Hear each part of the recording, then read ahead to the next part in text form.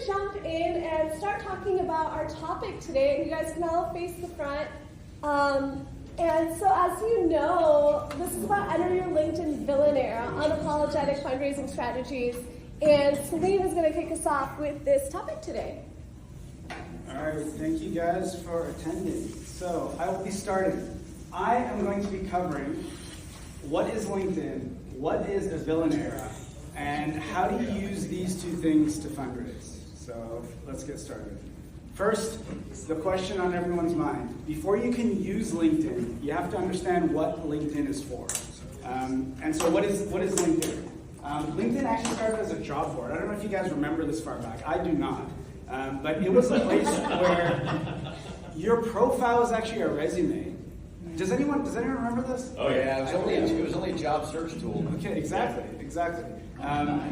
So your profile was a resume, and you would go on and apply for jobs and try to connect with recruiters. So this is what it started off as, and LinkedIn grew quite significantly. From when they started till about 2014, 2015, most of their revenue was from talent solutions. So this is job seekers and recruiters. And so Microsoft acquired them in 2016. And over the next 6 years or so, Microsoft was actually able to go from about $3 billion in revenue to almost $14 billion in revenue. So they quadrupled revenue in 6 years from a job board. And there's only so many job seekers and recruiters that are out there. So how were they able to do that? They turned it into a lead gen. So that's all right. We're gonna be covering that. This is what they were working with. Work anniversaries. People announcing their work. Does anyone celebrate a work anniversary here? No. Does anyone know what it gave you do? That's pretty sad, bro. I'm sorry. You gotta get people involved and let them be happy work. I guess you gotta have something to get excited about. Okay, so this is what they were working with. What they did was actually pretty smart for Microsoft, for a company that doesn't really come up with new ideas. What they did is they actually literally just copied features from Facebook, because Facebook at that time had monetized pretty well. They had a pretty large user base. But they copied Facebook features from Facebook that were like 10 years old. So they went from work anniversaries to nowadays, it's just like influencer anecdotes. But there is one key differentiation here. And what I want to show is that they actually were able, so this is talents, this is the revenue last year. Marketing, which is advertising, selling your eyeballs, has almost caught up to talent. Talent still is the largest revenue driver for LinkedIn, but advertising has almost caught up. So LinkedIn has significantly increased their advertising revenue, but their caveat what makes them different from other social platforms is that they can't alienate their core user base. Their core user base is recruiters and job seekers.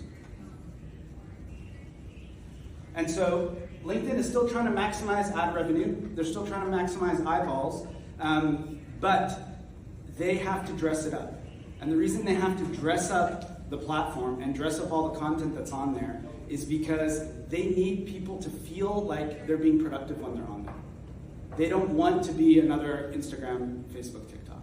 They want at least the veneer of productivity, so when job seekers and recruiters go on there, they think they're actually accomplishing anything. Whether they are or not is a different question. So it's not, LinkedIn nowadays, it's not about actual knowledge, value, or experience.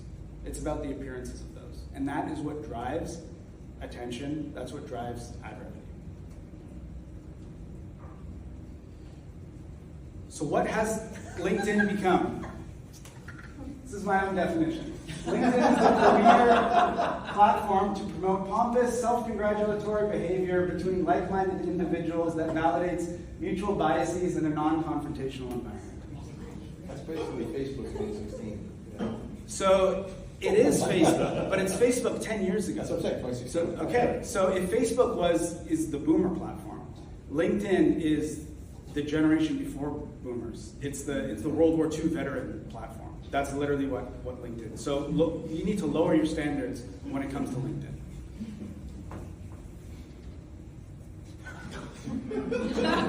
This is basically LinkedIn. All right, so that's LinkedIn. Any questions about LinkedIn? I think everyone kind of gets it. So I'm saying, what you're saying is LinkedIn is bad. LinkedIn- What I'm feeling right here with this definition and picture. LinkedIn's not good or bad, it's just a tool. It's how do you use it? Okay. It's how you use it that makes you good or bad. Oh, so since I'm Lex Luthor, I can do anything.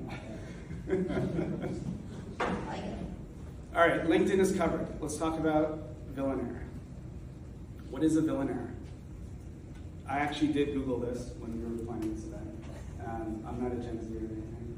A villain error is when someone decides to prioritize themselves even if others find it disagreeable.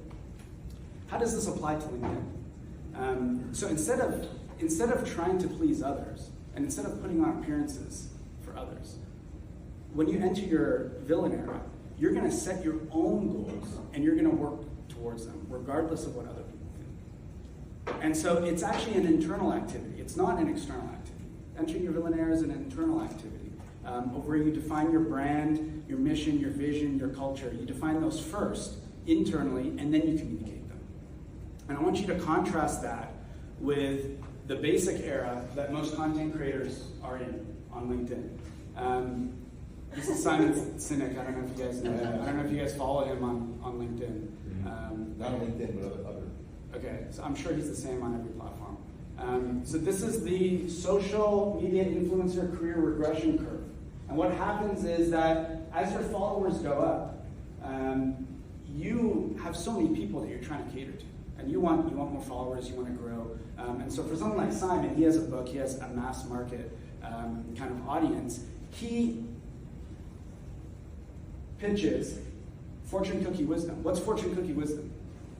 It's when you give like a general platitude or like a nicety that has no inherent meaning, but someone reads it and they're like, oh, this is good, this guy's good, I learned something here. And so you feel good. Everyone feels good about it. The poster feels good because he gets vanity metrics. The reader feels good. LinkedIn feels good because they sold ads from it. So people generally on LinkedIn when they're in their basic era, they follow the path of least resistance. Path of least resistance is your content decreases in quality as your followers go up until you're this guy. And the reason this happens is because you gotta understand that for every individual you have an offer. So whether you're looking for customers or investors, you have some value that you're offering to the market. Now, you don't have value for everyone. You have value for some specific people. Who are the people you have the value that you offer value to? 10%, let's just say 10% of your audience is your ideal customer profile. So this is someone who's ready to invest in your company. This is someone that's ready to buy from you. This is someone who wants to come and work for you as a potential employee. This is someone that wants to mentor you. This is your ideal customer profile. 80% are general bystanders. They don't help you and they don't harm you. So this is your friend from high school. This is Dave from accounting. This is an old lady that likes your posts. They're nice people, and they may want to help you or may want to support you, but they're not really going to help you grow your business. They're not going to help you make $1 million. It's not their fault. They're just general bystanders. And then you have 10%, which is your undesirable customer profile. These are people who actively dislike you, dislike what you're working on. They're a competitor. They have differing values.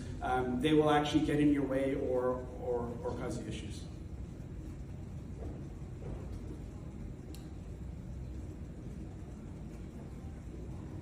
And so this is the reason why. Which audience do you think Simon is pursuing? It's the middle 80. The middle 80%. The middle 80%, absolutely.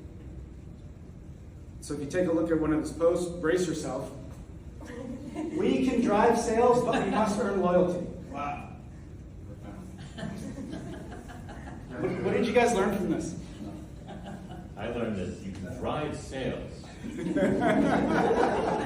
but you must earn loyalty. Okay, you sold it better than this guy did, that's for sure. I learned 21,000 people really like pictures. Yeah. So 21,000 people like this, but 1,700 thought that this was so worthy that they reshared it to their network.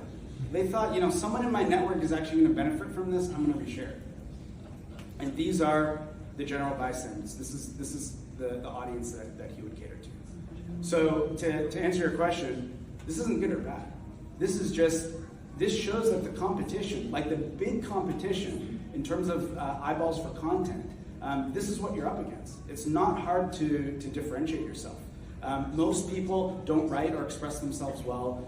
They just know how to write algorithm optimized drivel. And so it's actually very easy to differentiate against this kind of content because most of it is like this. So Villain Era is a journey. It's a journey that starts in your comfort zone where most people exist. Most people exist their entire lives. It's where you feel safe and in control. And as soon as you step outside of your comfort zone, you go into the fear zone. And this is a place where you're affected by others' opinions, you find excuses as to why you don't want to stay there, you want to go back into the comfort zone, and you lack self-confidence because this is a zone that is not natural to you. It has unexpected outcomes. You're not familiar with this place. Most people, what do you think most people do when they go to the fear zone? Retreat. They retreat. They retreat straight back to the comfort zone. If you persevere through the fear zone, you end up in the learning zone. This is where you're learning new information because you're exposed to new things. And so this is where you can deal with challenges and problems, you acquire new skills, and you're actually extending your comfort zone out into this area. Learning is great. When you embody those learnings, you then enter the growth zone. This is where you can find your purpose, you live your dreams, you can actually set new goals because you've accomplished some, and you realize your aspirations.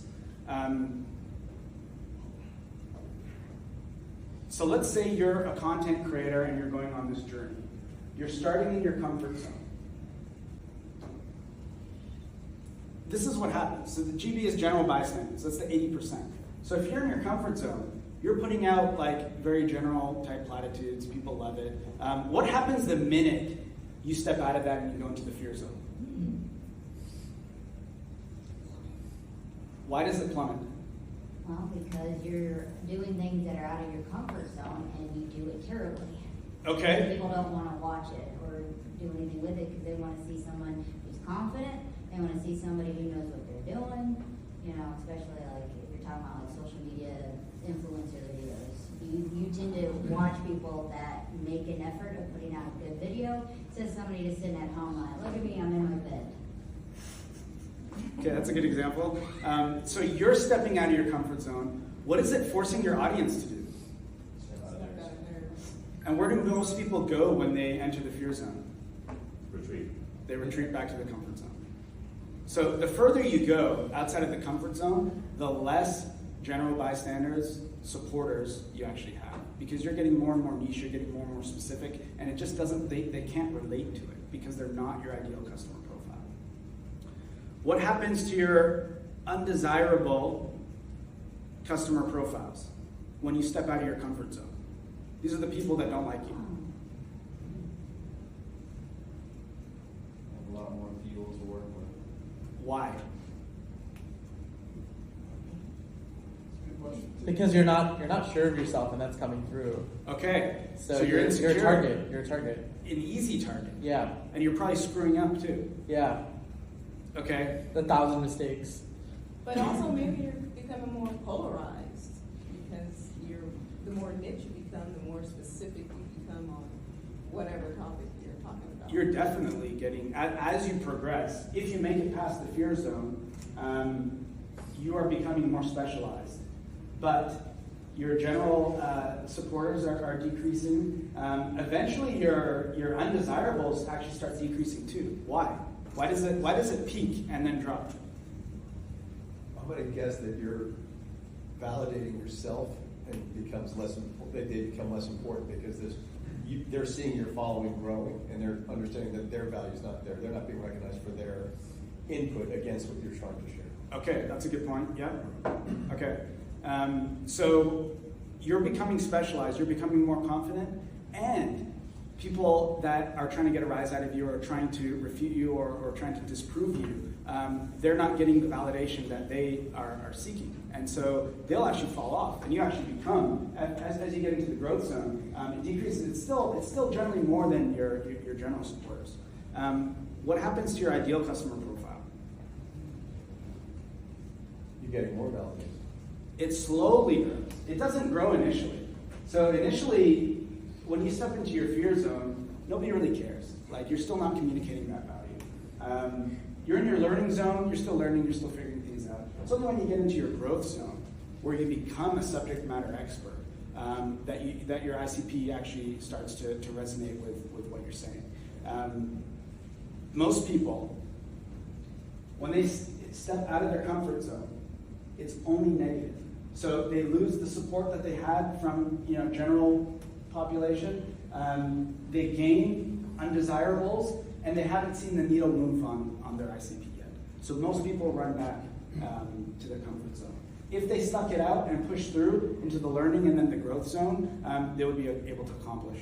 They would be able to actually, they would eventually be able to nail it. Okay, I got some examples for you guys. We're gonna have to go quickly through these. I need your help to categorize them. This was the first time I made a carousel. I don't know if you guys know what carousels are. They're like swipe files on LinkedIn. I saw everyone posting them, and I wanted to post one too. I literally messaged some random guy I knew from India because I knew he was like good with IT, and I asked him, how do you make these carousel things? This is what he told me. What zone do you think I was in during this DMing exercise? Comfort? Okay. Fear, right? Fear. I would say fear. I would definitely say fear. Because I had no idea what I was doing. I didn't know what the outcome was going to be. But do you think I retreated, or do you think I pushed through? I pushed through. I actually became so good at carousels that I wrote a tutorial on how to steal other people's carousels and make templates. So you could go on your favorite influencers page, take one of their carousels, you can import it in Canva, it's actually really easy, and then just put your own text and your own picture over it. Which zone do you think I was in when I posted this? Learning. Really? That's a villain. That was a little villain. There was a little villain. Villain is the journey. I'm on the villain era like this entire time. I think it's learning because you're learning some new skill to take advantage of. Definitely learn. I think it was learning. Then I posted this carousel. LinkedIn is a toxic wasteland. Everything I wish I knew about LinkedIn before I joined. And I just went off on mental health issues, all the issues I struggled with, the issues other people struggle with, because I didn't know all this back then. What zone do you think I was in here? I think you retreated. You think I retreated? I think you were confident making that type of post. Yeah, I was going to say, I think you grew in your sense of like your value and sharing what you think. I think I grew too, because there was no way I would have been able to put something like this out if I hadn't embodied really the process that I'd gone through up until then. Okay, we don't have time to go through all the examples. First selfie. Which category was I in on this? This was the first selfie I ever took and posted on social media.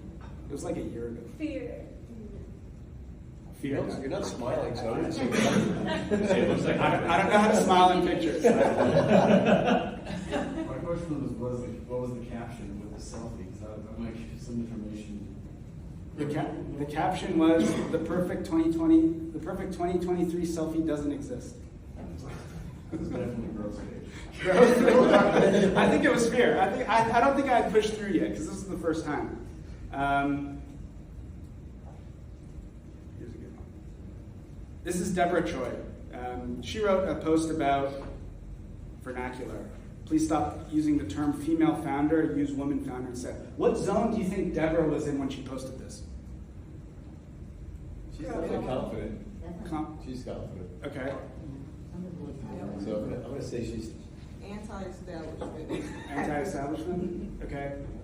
Well, it's past learning, but it's sort of like where learning meets growth because she's learned that she has a voice and she's definitely using her voice. I think learning. What zone do you think I was in when I posted this meme mocking her? Comfort. Growth. No, this is definitely fear. I had no idea what was going to happen. What am I saying? What am I saying is that the terminology, whether you use the term female or woman founder, is totally irrelevant to the fact that women / female founders only get 2.1%. Oh, so you were, was that like a comment to her? Yeah. Ah. Oh, you were looking So you're that red line to her.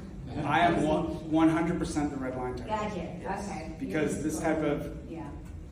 I don't think this discourse really moves the needle. Okay, first, The question was, were you trying to become someone to get followers by doing that, or were you trying to be a thought leader in doing that? I don't think I put that much thought into it. I'm like, this post is ridiculous. Let's make a Drake meme out of this. First, psychopath in my comment section. Salim will never learn. He went from a failed battery tech inventor with 2 failed startups under his belt in a span of 2 years. He also swindled investors out of $190K, apparently according to Crunchbase, and ran off to Texas to avoid the financial liabilities. Now he's going around slandering people on LinkedIn and offering free one-on-one sessions that are secretly being recorded and featured on his profile. He drives an Uber to make a living. He's basically an internet predator trying to find ways to swindle female founders. Well, you need to be careful saying stuff like that, because that is,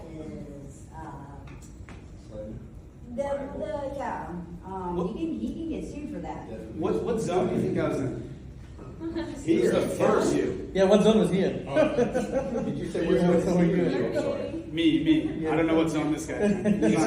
He's on a different graph. He's definitely in a very active That's state a here. villain, that's a villain zone right there, because he don't care. He's past villain. I don't know how I hear you. He's in his Kanye era right now. Yeah, he called you like 6 types of villain. I was in my fear stage because I didn't know if this guy was going to show up to my house. Like, it was the first time someone said something like this. And then I went through his post and I realized it's just a nut job. So I moved past it. First trash post about me. Anti-VC talk is largely driven by pettiness, spite, envy, vanity, and greed. What zone do you think I was in? What zone was this guy in? I think fear. I agree, because he blocked me and then he wrote this post. Well, if someone attacks someone else, it's based on their fear. Yeah, I agree. Well, he didn't even have the courage to like explicitly call you out. He sort of did it in a way that he Yeah, could get away. 100% fear. Yeah. 100% fear. But I think you're in your learning phase because key parts of your message are starting to get out, and he's resonating with them even if he's not agreeing with it. Bunchy Bunches. Shut up, that is not your real name. It's one of my best cold openers, by the way. Yeah. Her response, because tonality often falls flat through text, I'm not sure, blah, blah, blah. What zone is she in? You guys are both in growth. Curiosity is not a zone. You should send that to people with regular names. I think you're both very confident. Yeah. girls. Okay, she blocked me after this. But were you trying to just be cutesy, just like, hey, that's not your real name? Yeah, I wasn't telling her to shut up. We weren't talking. I think you missed the emoji opportunity. Yeah, you gotta do them. Okay, so I was so far in my comfort zone, I didn't even think about like how this would be received. So that's a really good point. Okay, we'll move on. Actually, this one's good. So Ruben, number 2 on the Favicon Top 100 of LinkedIn. This guy's number 2. How is it stealing if you charge for it? Why do influencers use this buzzword? Steal my $1 done for you AI formulas. It's called copywriting. You should look it up. And then he blocked me. What zone is he in? Fear. 100%. What zone am I in this interaction? I think you're learning to how to operate. I think so. Because I could have. I wasn't even trying to Right. antagonize the guy. Right. I was legitimately asking the question. Yep. Okay. I'm going to wrap up real fast. How to fundraise in your villain era. Define your brand internally. Cut out your undesirable customer profile. Unapologetically communicate who you are, what you do, and why you do it. If you can't do these things in your personal life, you won't be able to do it online. A lot of people jump online and they go gung-ho. It requires, number 1 is an internal work. It's self-development work you have to do before you can implement a LinkedIn strategy. If you do this, the results I've personally seen founders achieve is they're able to attract mission-aligned investors, they're able to get their first check in 30 days, they're able to close their pre-seed round in 90 days. 3 examples. Someone who joined my community. I didn't even work with him per se. And he redefined his brand and started engaging with people with his new messaging. And he was able to get investor meetings within a week. I worked with this founder. This was what his profile looked like when I started. And he was actively fundraising on LinkedIn. His tagline read "software engineer." His picture was him surfing, and this was his about section.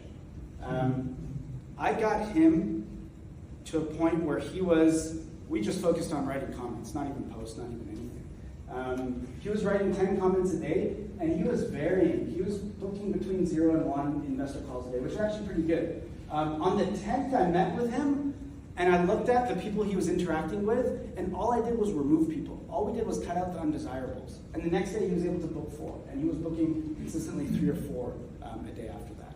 Cut out the undesirables. That was number 2. When you say comments, though, can you get a little bit more particular? Like, what was he wanting to comment on to be the thought leader or attract that attention? He was commenting on like others in the industry. Yes, or? in his industry. Okay, last slide. Maddie got an investor the same week. She's already an influencer. She's an influencer on LinkedIn, TikTok, Instagram. All we did was change her why. She communicated her why she does what she does, and she was able to close an investor same week. So in summary, enter your villain era like I did. I came dressed as my alter ego. I am the exact same online as I am in person, with friends, with colleagues, with clients, with my wife, for better or for worse. I'm the exact same. So enter your villain era, let that sink in, go punch today in the face, and connect with me on LinkedIn. Thank you. Nice.